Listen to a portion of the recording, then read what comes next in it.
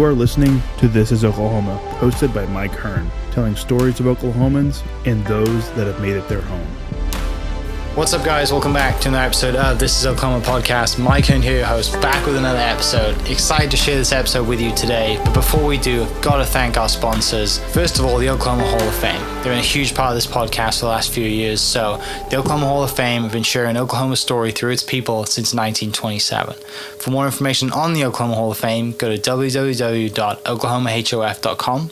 And for daily updates, go to oklahomahof on Instagram and give them a follow. Our other sponsor today is the Chickasaw Nation. Now, the Chickasaw Nation have sponsored pretty much everything in Oklahoma. They're a huge supporter of Oklahoma. And it's an honor to have their name and their brand supporting this podcast. A huge shout out to Governor Anatoby for supporting this podcast. It really means a lot.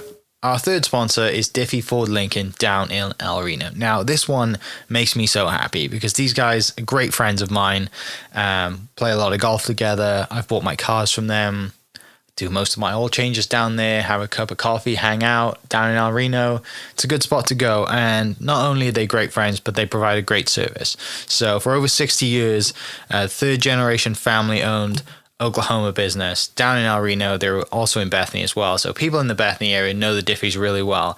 But if you're looking for anything new, used, Ford, Lincoln, or whatever, I'm sure they could find anything you want. Check them out, diffieford.net, and then on Instagram at diffiefordlincoln. This podcast is brought to you by the Oklahoma Beef Council on behalf of Oklahoma's 50,000 beef farming and ranching families. We are working hard every day to bring high quality beef to your table. To learn more, visit oklabeef.org, linked below. And let's get into today's episode. My guest today is Sheri Glazier, who does a lot of things, but we're going to talk about beef, I guess, the beef industry.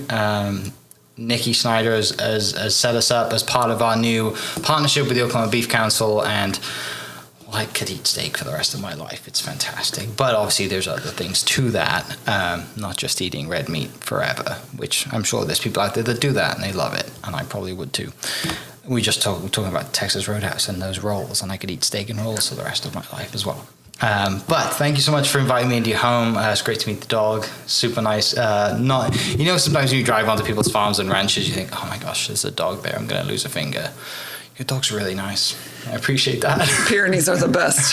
She is. And I'm a dog person. She is our keeper. She is great. Yeah. So before we dive into, I guess, kind of your job as a dietitian and the role that you have with the Oklahoma Beef Council, tell me about you. How does this happen? How do you end up working out or being part of this community out here in Loyal and living in a house out here? And ultimately, really, is this really my real life? Sometimes that's what I have to think, right? Yeah. So beef, living in the middle of nowhere, quietness, and I'm a dietitian, and I got to talk about food nutrition all the time too. So what could it better be? So the story of Sheri, it could almost be a book, but I grew up in this greater community actually as well too, but I enjoyed playing basketball, and so actually that led me to a collegiate world as well too, similar to you. I hear that you have a collegiate in golf, but I loved health and nutrition. I loved all those things, and I never really knew what I was going to do with that. Like, blood's not my jam. Anyway,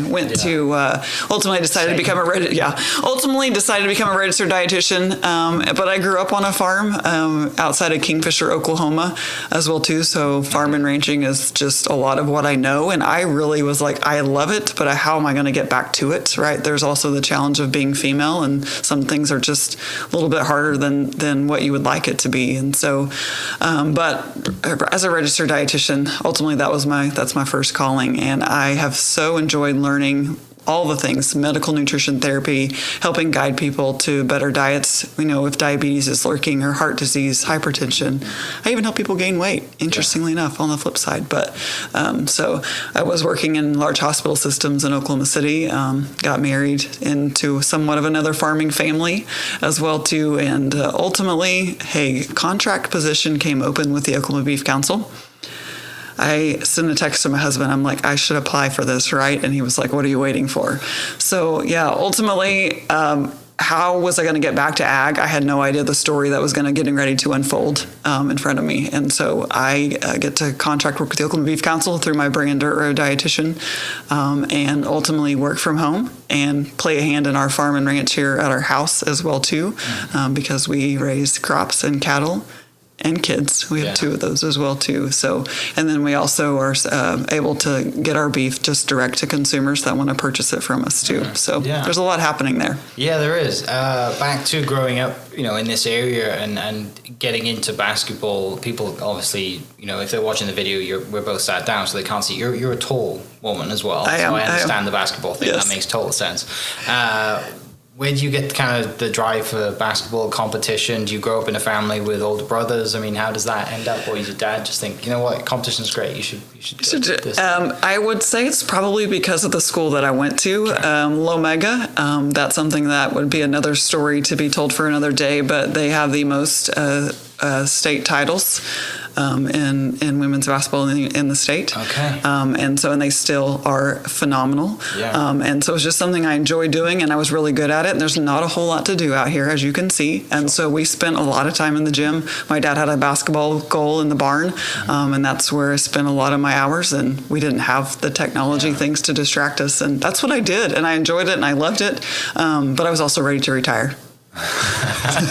You're done doing suicides and all those things. Travel and all I will tell stuff. you though, the challenge was the transition from being told what to do as far as activity goes, movement all the time, to not having any guidance to that too, and it's still something that I'm still figuring out, later in life too. Yeah, but there's so many lessons right within sports as a young age, and like I'm just thinking of myself, if I grew up out here, I would have my own golf range, right? Because you just have land and it's flat and it's perfect for golf, right? You just hit balls at targets.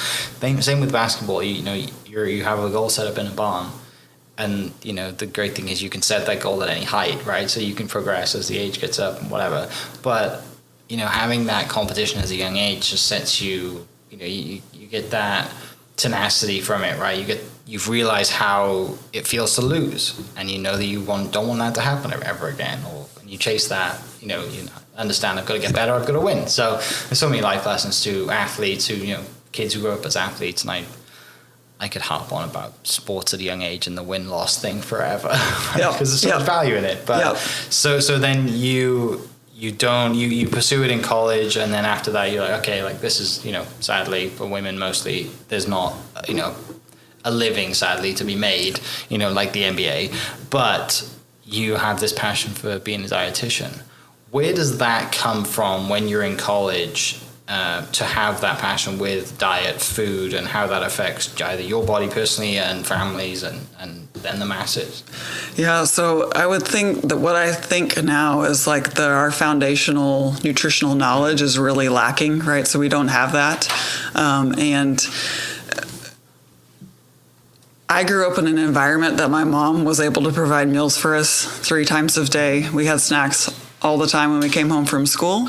The consistency of that being fed was always there. When you go to college and you have the plethora of food available and you have the card to swipe and do all the things and you don't have any guidance, that's a scary thing. And that was me for someone who was physically active, and like, oh, you'll be fine, you're moving all the time. I'm like, well, that's great. And then as the years kind of gone on, I never had anyone tell me the connection between nutrition and athletic performance. I never once through all my years did anyone ever really bring that up, and I still to this day feel like that's such an area of opportunity.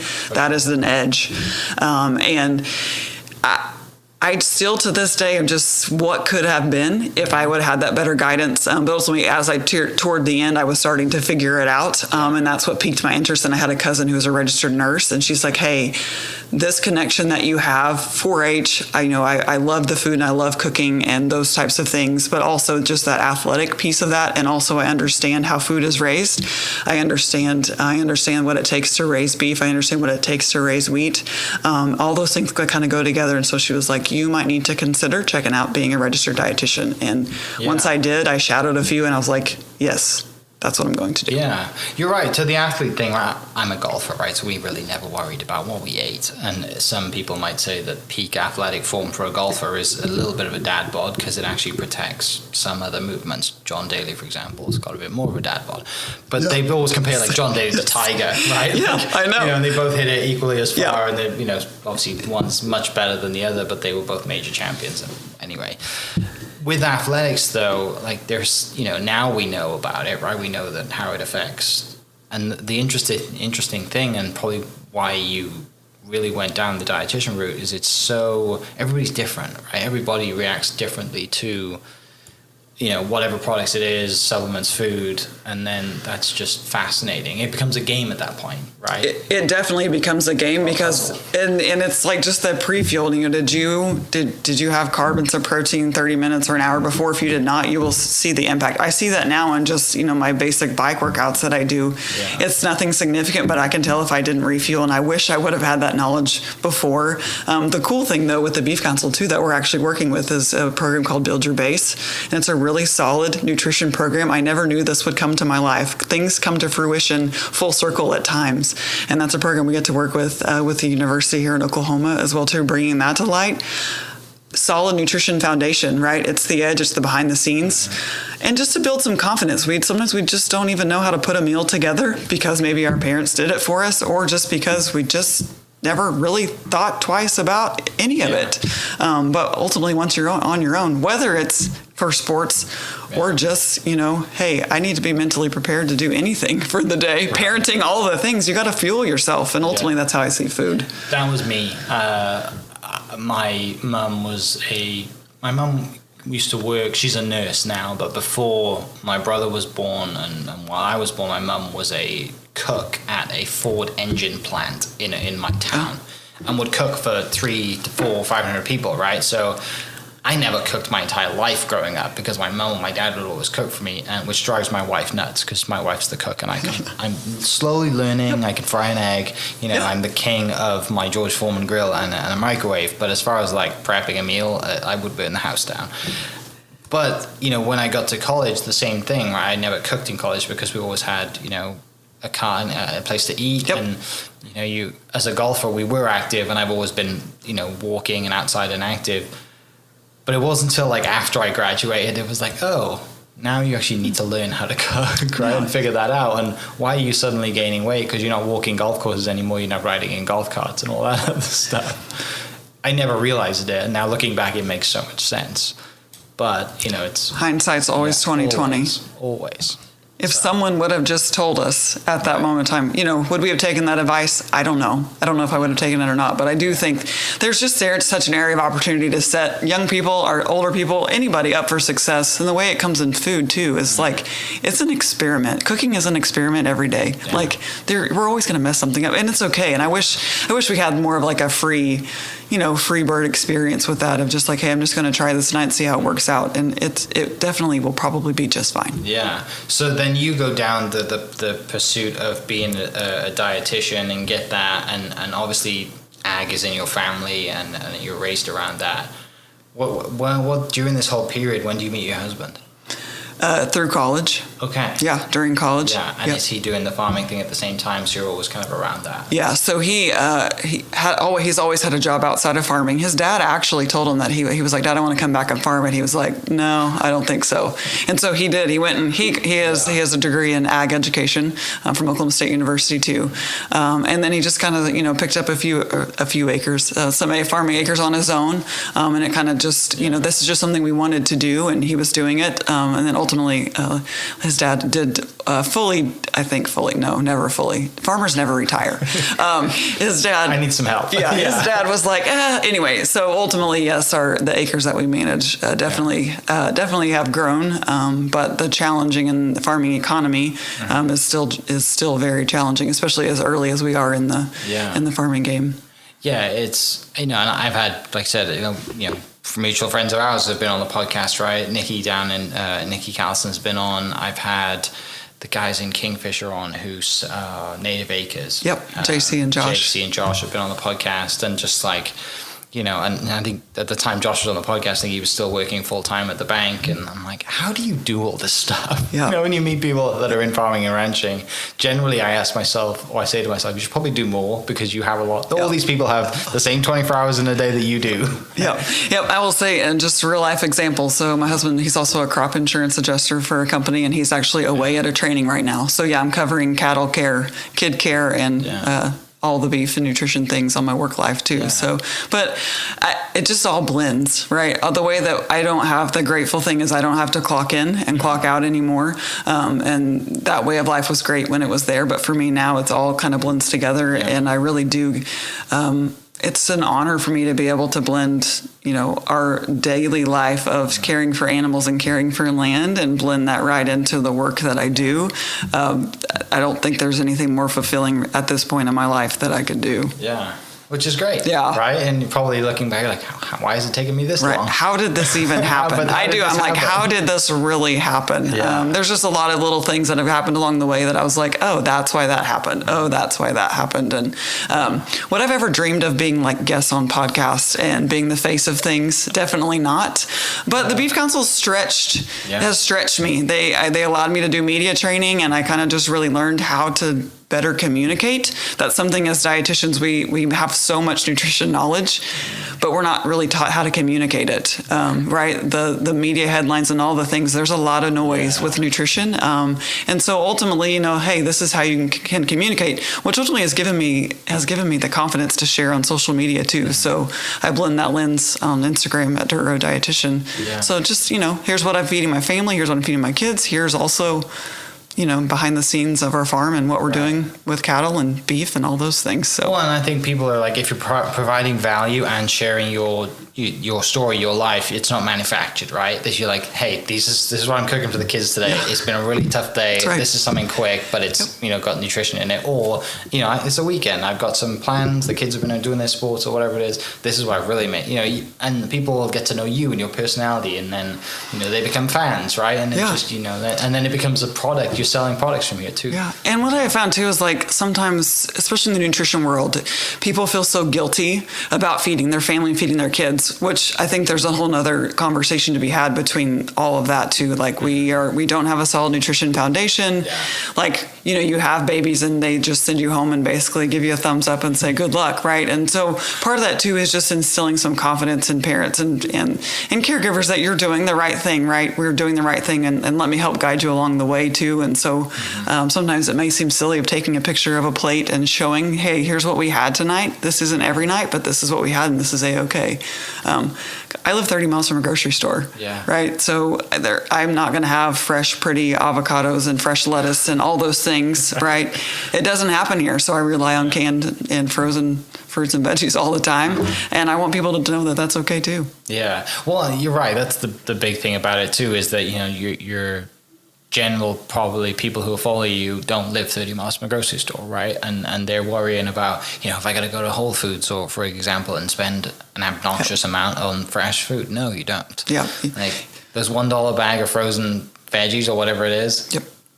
I could live on those too. I did. It's going to be just fine. Yeah, there's no really removing that shame and that guilt is something that I really want to do as well too, because people have so much to give, right? Then their souls and their knowledge and all they have to give. Like I really, it's like a lifelong mission for them to just be like, I just want you to be confident and go enjoy life and not have to be like truly worried about that. Yeah. And ultimately that comes in the beef conversation too. So people get really like, should I feel guilty about this or should I not? This, that, or whatever, and really removing some of that guilt. I read the science all the time. I'm in all of those things. And there's new science coming out pretty frequently, especially since 2012, about can beef really be part of a healthy dietary pattern?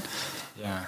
Interesting. That's the thing, is like you're never going to run out of content, right? It's right. always going to be something that's going to happen. And the thing about nutrition science is like historically, like, butter was bad, eggs were bad, and now we're kind of like things are coming full circle. Obviously, in this, as we're recording this, the egg situation and prices of eggs are much of a topic, but I think it's just something about nutrition that I love, and why I love that nutrition science is there's always something to learn, and it's pretty difficult to study. So there's a lot of I don't want to get too far in the weeds, but if I asked you what you had yesterday, to eat, right? So it's very easy to remember. Or a food recall. Or if you had eggs, how many eggs did you have yesterday? You could easily respond to that. And then it becomes how many ounces of chips did you have yesterday?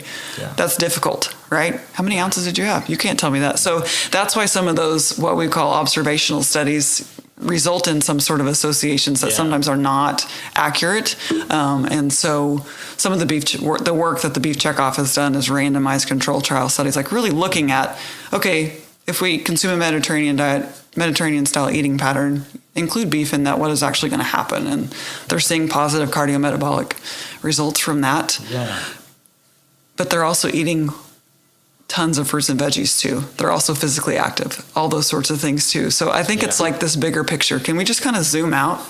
Right, because it builds into the lifestyle of that region, right? You talk about, like I said, the Mediterraneans and they live forever sort of thing, or the Greek or whoever it is. Like, why are they, living longer than, the average age of, say, America or the UK or whatever it is? Well, it's also a lifestyle. It's a big part of it, yeah. So, we don't eat single foods, right? Yeah. So it's hard. It's so sometimes frustrating, especially. It's just like why are we singling out single foods? But, if we can increase our fiber consumption from fruits and vegetables, I think every dietitian in this world would jump for joy. It's just a big missing gap. And how do we do that? And that's, and part of that, I go back to the frozen and canned fruits and veggies. Like, it doesn't have to be fancy. Yeah. Just part of your life. Just make it part of your daily And then it comes to your fighting, parents are fighting their kids, right? Like, how do I make this appealing to my child?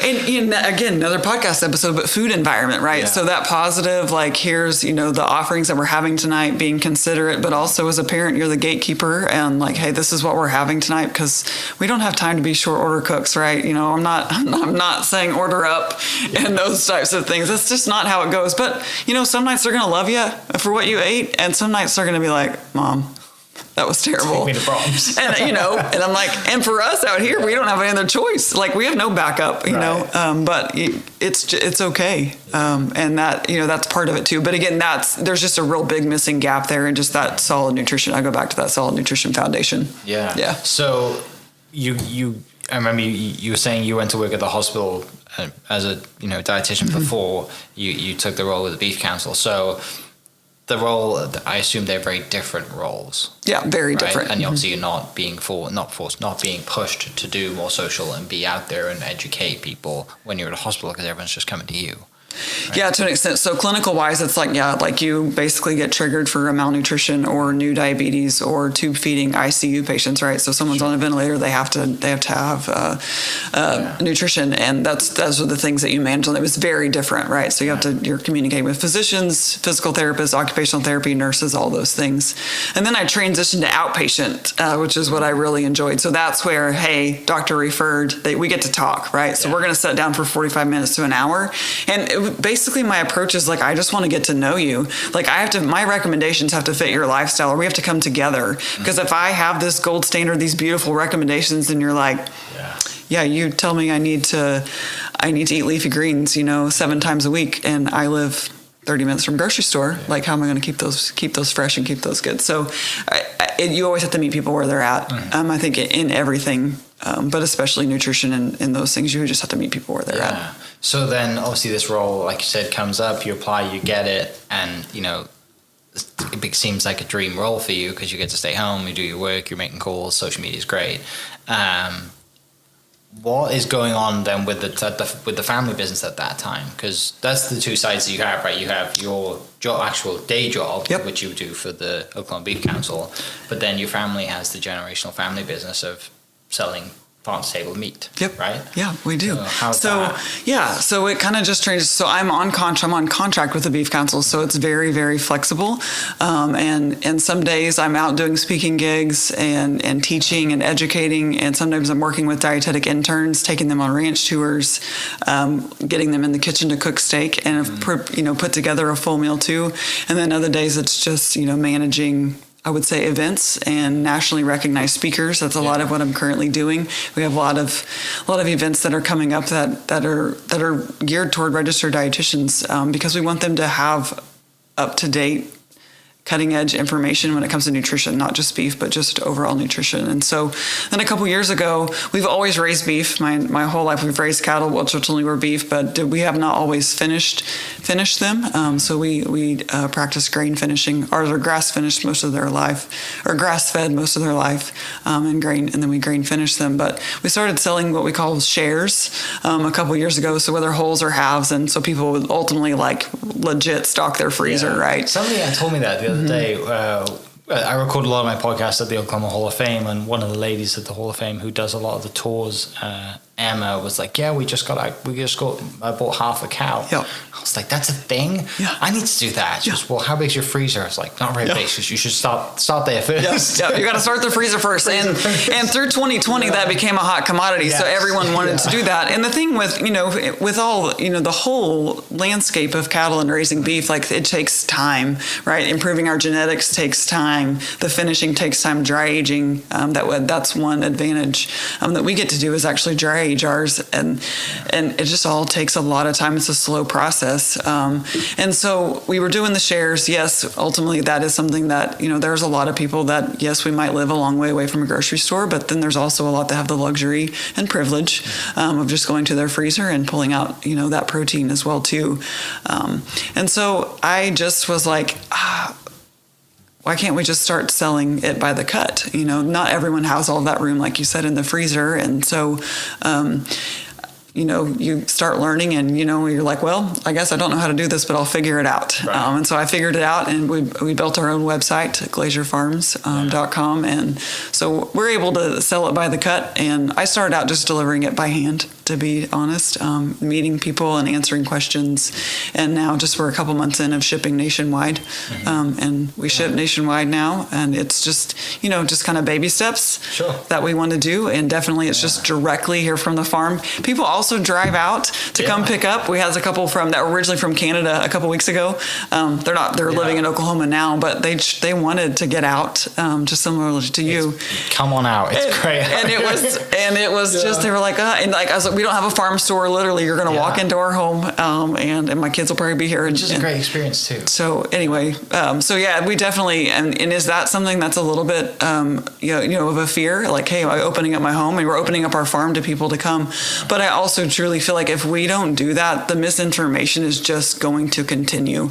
So whether you buy beef from us or you buy beef from your local producer or your grocery store, like there are people that's just like our family that's doing the work and raising it, and we're happy to share. Well, it's something cool as well, and something just excites you about making that decision, right, to go from selling it in sort of bigger cuts to selling it in, forget my terminology, I'm terrible at it, like actual smaller cuts. Yeah, just buy the cut or even bundles. So if you just want 10 pounds at a time. But doing that, like, and then you're like, we're doing baby steps, right? Locally, I'll drive around because most of my clients probably going to be family, friends, cousins locally. And then you said you build the website, referrals get out, and that snowball effect happens. And like you said, you start shipping it all across the country, and you're like, we're getting orders from what state? Yeah. Like, really? Okay, we're headed to Delaware. Yeah. And like, this is amazing. So, and then you probably put a handwritten note in there that says, we appreciate it so much because thank you. And then, I love business like that because it's such personal way of doing it. And it is. I mean, the only time, the animals leave us is, and then they come right back, and then we're ready to ship it out. So it's, and, even through the Christmas orders and things, our kids wrote Gentry, she's 6 and in kindergarten, she wrote the thank yous. And then the amount of people that were just, it's, why not? And the stories are great. And the fact that your daughter's like, yeah, I know they're writing, like, that's really cool. And just seeing that and seeing you. And for people listening who, might know you, or they might be of, similar kind of situation. They have kids, they have 1 or 2 jobs, they live on a ranch, they might not. Having to, when someone tells you, you should do more stuff on social media, that can be really daunting. Right? It's like another thing I've got to add to my plate. I've got to pick up my phone. I don't really want to, I don't like the look of what I'm wearing right now. But the fact that you like to do that as an education purpose and kind of double down on the fact that no, people want to see me in the day, not dressed up, not in front of a ring light doing, produced. Yep. They want to see you do your thing, right? And Yep. and that's what they buy from as well. Yeah. And they resonate with that. And ultimately, too, so I go back to February of 2021.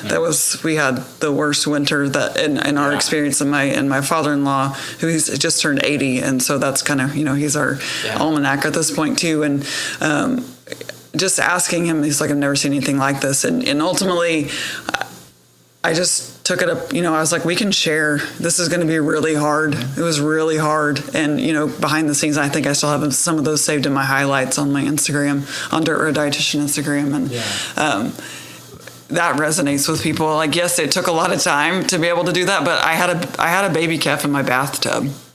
Yeah. Like, I have veterinarians in my life who I really appreciate and value, and they started to tell us exactly what to do, because we were having baby calves born just out here in the barn. If they were too close to the edge of the barn, their temperature was going to drop too fast right after they were born. And so ultimately, because Kyle and I were checking them like every 2 hours. It was like non-sleeping for 10 days, but we checked them for like every 2 hours. And ultimately, if one had been born, fairly, within that window, we temped them. And then one was just too low, and they said, just get in the bathtub, slowly raise the temperature back up, keep their head out of the water. So the mama will still recognize, the smell, right? So we don't want to have a bottle calf. That's not our goal. And ultimately we were able to do that and took the calf back out that same day. And anyway, and totally fine and grew and was totally good. But just to share some of those behind the scenes, that's kind of an extreme event, an extreme example.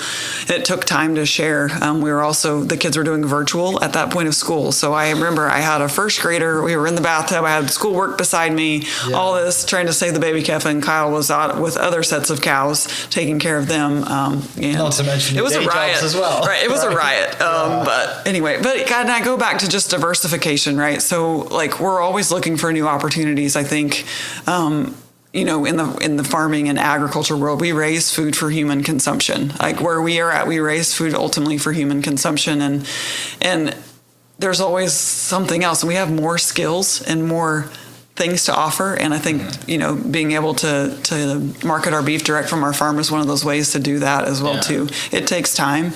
But again, you get to answer some of the questions I get as just a dietitian in general. Grass finished and grain finished beef, is there one that's better for me or the other?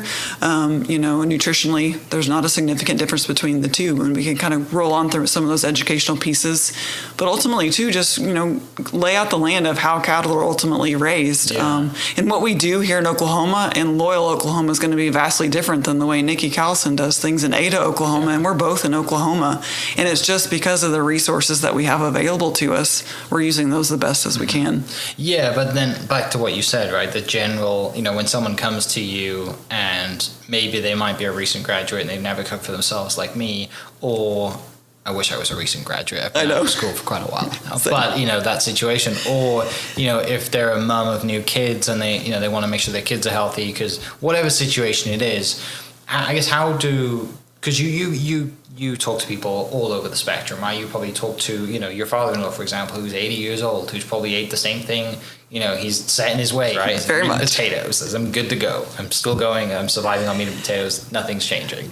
But I think as we grow up and as food evolves and technology and whatever it is, how do you then go into that conversation without blowing someone's mind as a dietitian and saying, well, there's the, and then within 30 seconds, then you've lost them, right? So how do you go from, the novice, I guess, way of explaining things into slowly breaking it down and educating them, because that's the ultimate goal, is education, so they can take it and help others, right? Yeah, I think a lot of it has to do with just an approachability, right? So you have to be approachable, you have to be welcoming. There is a general kind of association that sometimes dietitians are like the food police, and so people are really sometimes scared. They're scared to eat lunch with me, they're scared to eat dinner with me because they're afraid I'm going to judge, and that is absolutely, I think as you get to know me, that is absolutely not who I am. I am an ice cream eating, all the things dietitian.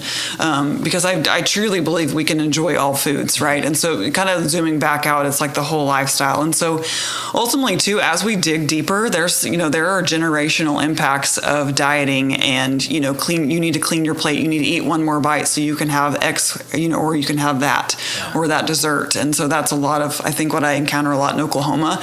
And that as I start digging and bring some of those things up to light, they're like, oh yeah, I felt guilty because I left, or I ate all my food on my plate because that's what my mom always told me to do, because I thought it was the right thing to do, right? And ultimately we know, right, we have hunger and fullness hormones that work for us. And as adults, some of those just get shut away because, and as someone else has told us our whole life, that we need to eat more or X, Y, Z. And so ultimately it's just kind of in the approachability of that. Like, okay, what are you worried about? Let's talk about that. What are your concerns? Come at me with that, and then we'll start laying a new foundation that you need. And ultimately, I really like teaching from the plate, right? So we all eat from plates or bowls or something of that sort.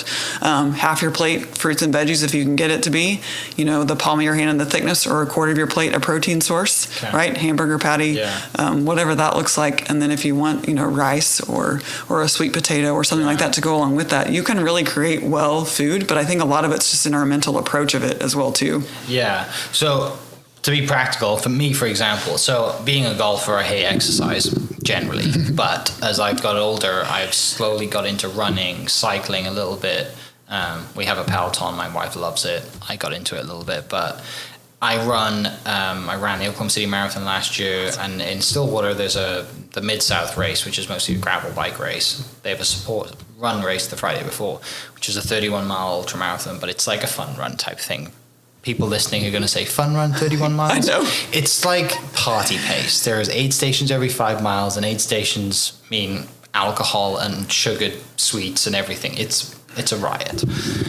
I did it last year. I got 20 miles in, and I sat at an aid station, got really cold, and a truck pulled up and said, would you like to go back to town? And I said, yes, I would. The year before I finished it. So during the start of the year, I am training for that race. It's in March. And I have no dietitian background. I'm not sure if you're aware of the 75 hard challenge. Mm-hmm. Okay, so I've done that twice and got in great shape and not ate anything bad for 75 days and done 2 workouts a day. That was obviously quite taxing, right? I did it, I committed to it. I don't think I could commit to it all year.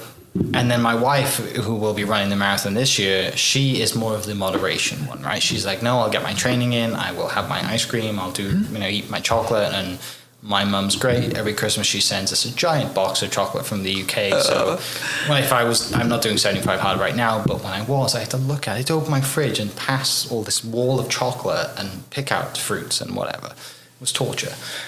But for me then, what would you say, if I was to not to do a 45-minute, consultation with you, but if someone who's in training that runs, 15 to 25 miles a week, mostly long distance, big run on the weekend, what would how would we do that in a short, condensed way? Right, like all the things. Yeah, and it just goes into feeling. Just to give people listen some practical basically, advice. all I'm going to say is carbs, okay. Right? So you have to have carbs and good, healthy carbs. But at the end of the day, it's okay. Pre-train. Do you have your adequate protein? Do you have adequate carbs? And then you're going to need something during, right? Some of those runs, you're not doing like a 30-minute.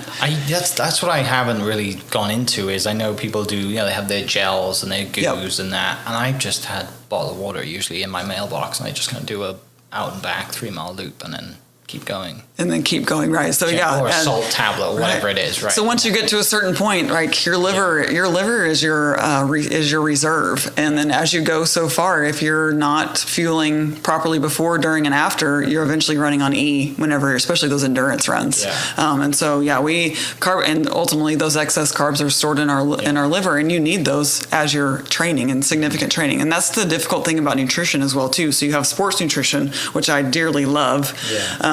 But it's a different audience than it is something that's just like a general person that's just like, hey, I don't know whether good foods are bad foods, or I don't even know. And then ultimately too, you have a window right after you get done exercising, about a 30-minute window that you need to be refueled. And actually chocolate milk, low fat chocolate milk, 8 ounces of that is like the perfect carb protein mix that people, it's something that's super beneficial just because of that nutrition mix of carbs and fat. And then ultimately, within 2 hours, having a well-balanced meal and moving in.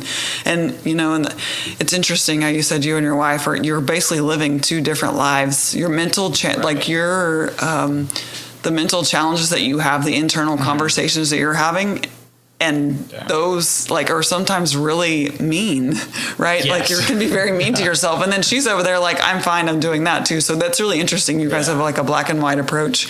But ultimately that's, there are no magical diets out there. There's nothing magical. There are things that work for the short term. And my nutrition approach is, what's our long-term approach here? We have a lot of life to live, and it's the choices you make over the course of time that have the biggest impact. Yeah. You mentioned earlier you're into your cycling. So is that the short 30-minute blast, or is that the distance out here on gravel?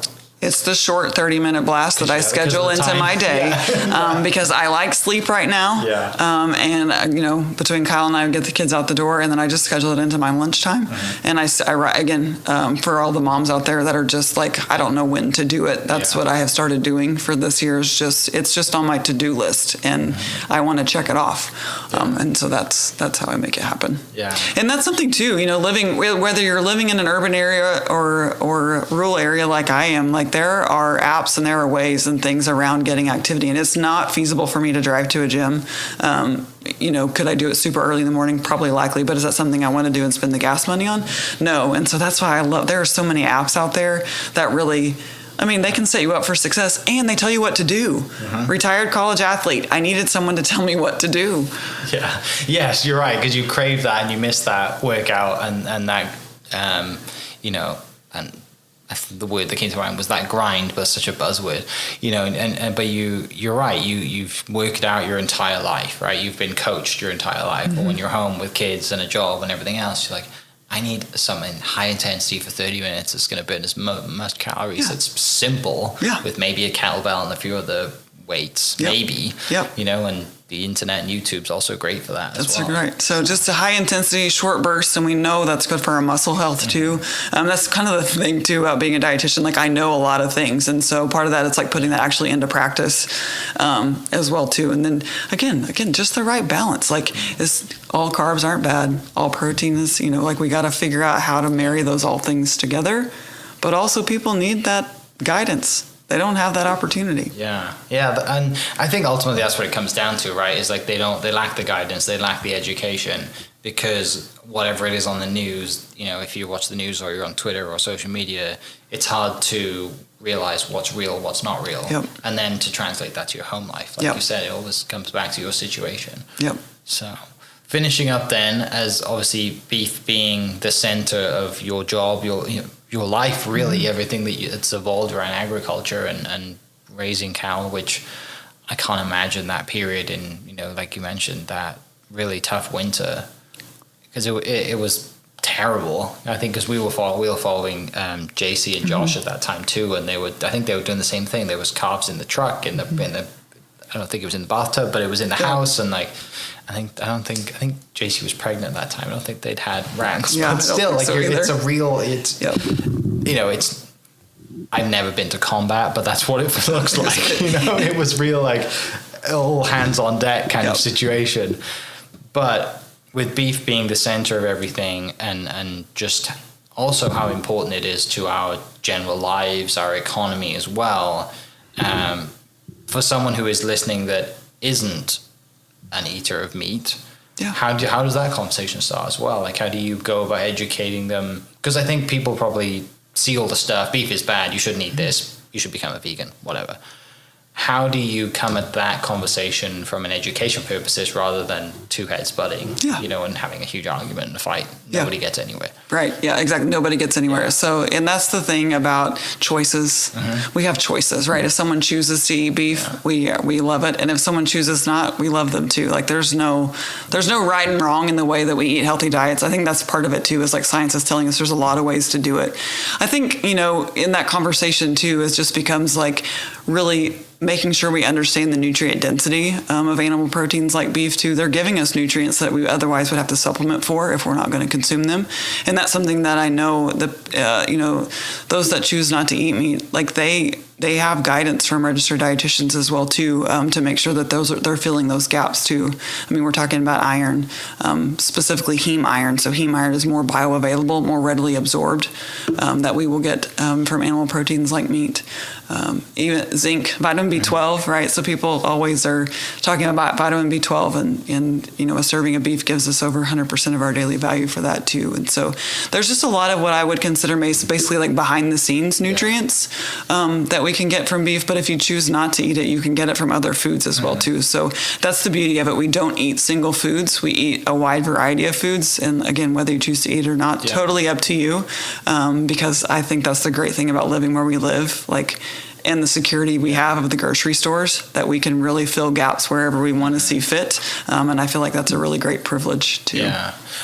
This is not really related, but one of the things I only just remembered this, and we did it every single Saturday for my entire life. We had steak every Saturday night. Really? Every single Saturday It's night. a celebration. Yeah, and I just, now it makes so much sense, but it was, I think as well in some countries, me growing up in the UK, it was kind of like a treat, right? Oh, we've got to the weekend, let's have a steak night. And it was that pretty much every Saturday, other than the odd cliche fish and chips. But, it's something that my family have done. And every time I FaceTime my parents, it's Saturday and she's like, cooking a steak tonight. It's like, shocker. And that's the thing about it. It's very celebratory for people too. And, there's just something about it brings people together at the table. And that's something I think we can all use in this day and age. It's just being together. But then you have ground beef is like the most versatile option ever. Anything. Like you prep it in advance, put it in your freezer, and then pull it out whenever you need to add it to something. And so that is the cool thing too, is there's a lot of cuts that make it really versatile. That, we can have it any night of the week. However, Saturday night is a great night. Yeah, definitely. For steak. Is there anything out there at the moment that's current topic that maybe there's new studies that is just, I don't know, this kind of at the top of everyone's mind at the moment, or especially your mind in the industry, that's slowly coming out, a new educational piece? Because obviously science is great, we're always evolving. Is there anything that comes to mind when I say that? I think the conversation about animal protein and heart health and looking at those and making sure that we're choosing, lean cuts, whether it has the word loin in it or the word round in it, as far as when it comes to beef, and then pairing that with those other nutrient-rich foods, the whole foods of plant-based things, right? So we want people to eat plants. That is a thing, right? We want to have a plant-based diet, but it can also include beef too within that.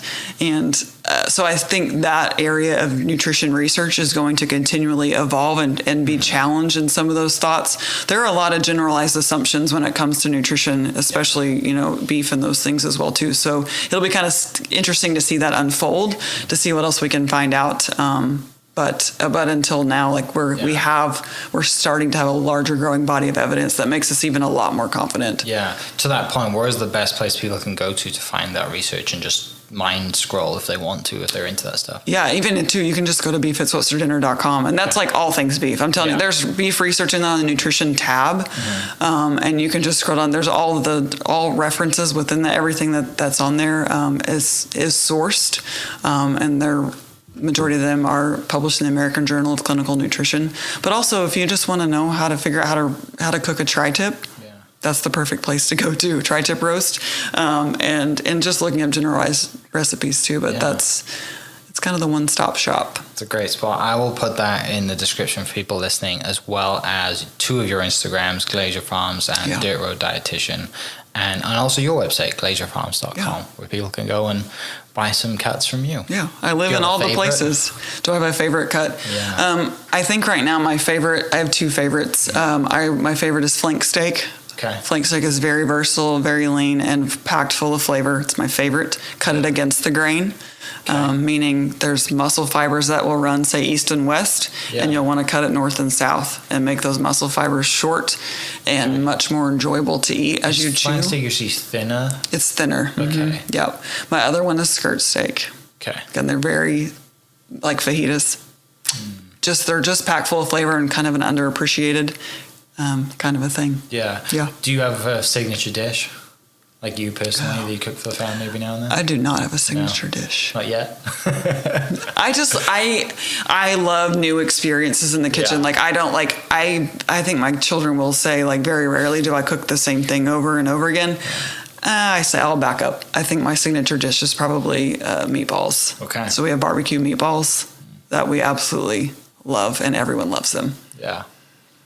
Amazing. Well, thank you so much for inviting me into your home. Thank you so much for taking the time out to educate us and tell me a little bit about your story. I'm sure there are days where you reminisce about playing basketball and thinking, what am I going to do for the rest of my life? And you probably, like you said, you never thought you'd end up here, but you have found your way, found a way to make a living doing the things that you love. And that's one thing. Every time I meet someone who's done that, it's special because not everyone gets to do that. Yep. And it's something that I think we all wish one day we could do. Is, it's not easy, right? And people probably listen to this thinking, wow, Sheri does a lot of things. Yeah. But also you love what you do. It would be different if you were chained to the kitchen and doing something else, right? Yeah. And I have a lot of flexibility. I think the variation in what I do is it's just like farming, and the seasons change. There's a lot of seasonality, I think, with what I do as well too. And so that makes it's always kind of fresh and always kind of new. And I'm sure it's really like mentally great for you to be outside in the countryside rather than back in a hospital due to what's happened in the last few years. Yep. I'm sure that was not easy. Yep. And that's something that I've reflected on as well too. We live in a childcare desert too, so there is no childcare really available where we live. So we rely on friends and family and all that to help. And I don't know what I would have done, but I didn't have to worry about that in the time and place now. But it's just an honor to be able to work for Oklahoma's Beef Farmers and Ranchers, through the Oklahoma Beef Council as well too. And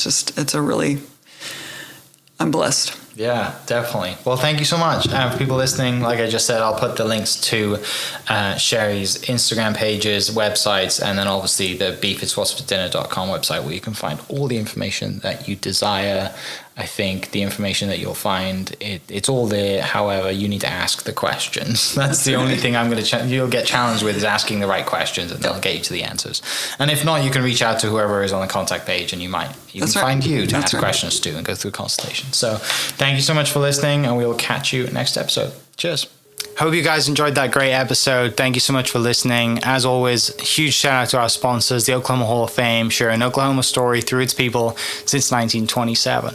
For more information on the Oklahoma Hall of Fame, go to www.oklahomahof.com and follow them on Instagram for daily updates at oklahomahof. Our other sponsor, the Chickasaw Nation, amazing sponsor. They do amazing things for the state, and they're always sponsoring something in Oklahoma. They're a huge supporter of Oklahoma, and without their support, we wouldn't be able to do what we do.